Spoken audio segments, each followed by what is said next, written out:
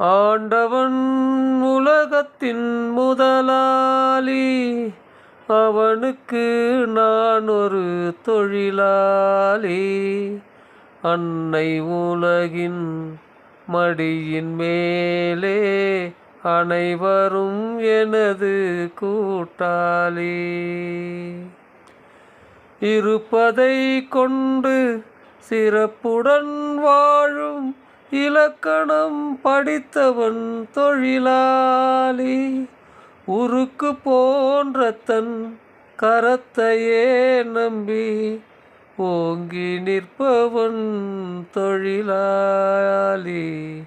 ஓங்கி நிற்பவன் தொழிலாளி. கல்லை கனியாக மாற்றும் தொழிலாளி. கவனம் ஒரு நாள்